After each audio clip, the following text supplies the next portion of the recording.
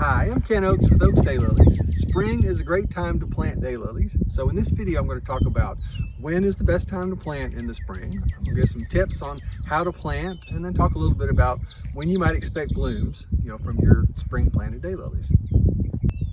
So when to plant in the spring really depends upon where you live. Now, the general rule of thumb is that you're going to want to wait until most of the danger of a hard freeze is over in your area. So obviously, if you live in an area that doesn't get cold weather in the winter, you can go ahead and plant really through the winter. January, February is probably going to be fine for y'all to go ahead and plant. Now, of course, as you work your way north into areas that get cold weather, you'll want to wait. Here in East Tennessee, we're kind of a zone 6-7. Typically, we wait until March or so. It kind of depends on how the spring weather is. And then obviously, if you live north of us, you're going to wait a little bit longer. This is kind of relates to how we ship the orders that we get in the spring. We kind of wait until, the hardiness zones, and you can look on our website to see when we ship.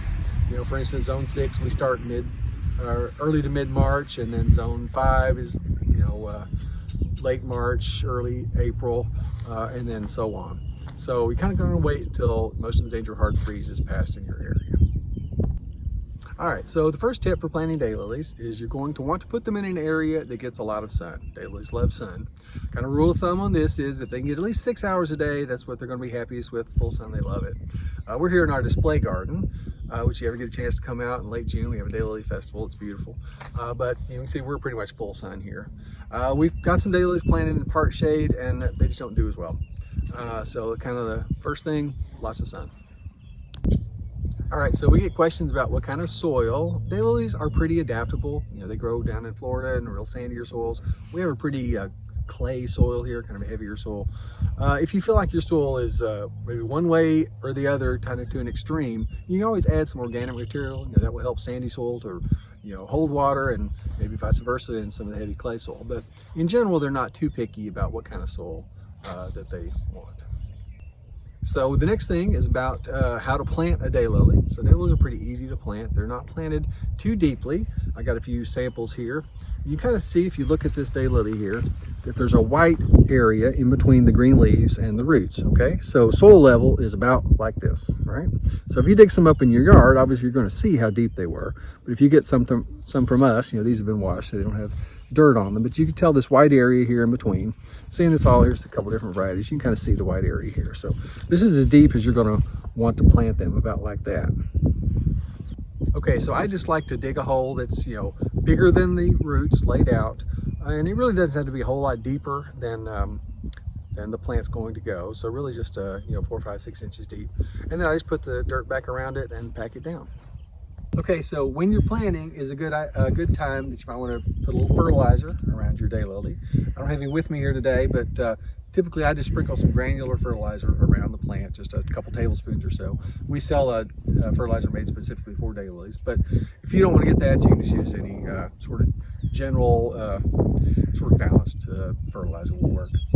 We also sell a product called a grow tab, which you would put underneath it. It's made for transplanting success, so you would put that in the hole. Excuse me, and then put the plant on top of it. But when you're planting, it's a good time to fertilizer, and then you're going to want to water them in really good after you plant, and probably keep them watered for at least a few weeks. Water is probably the best thing you can do for best performance with your daylilies.